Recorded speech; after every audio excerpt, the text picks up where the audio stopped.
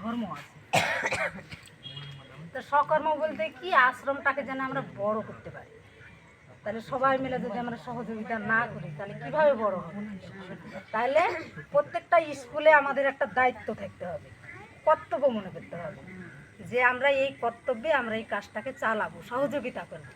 এবার ভালো একটা কর্ম করতে গেলে ধর্মটাকে আমরা ধরে রাখতে পারবো। তাহলে কিন্তু ধর্মটা ধরে রাখলে সকলেরই ভালো কর্ম হবে, খালি একজনের হবে না, একজনের নাম হবে না, প্রত্যেকটারই কর্মটা ভালো হবে। এবার ভালো কর্ম করলে কি হয়? ভালো কর্ম করলে ভালো ফল আছে, ফল হয়। তাহলে যার যার ফল শেষেই নিবে, কারো ফল কেউ নিতে পারবে কি? তাহলে এইভাবে আমরা ধীরে ধীরে ধীরে ধীরে কিন্তু আগায় যাব। আমরা সবাই মিলে যদি না আগাই তাহলে কিন্তু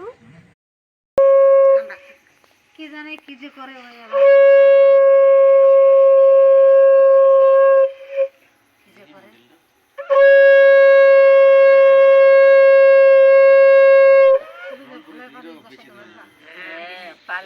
দিলীপ তুই বাজা তো, দিলীপ তুই তো সঙ্গ বাজাই না, দিলীপ বাজাতে বাজাতে আমার পারছি নাকি।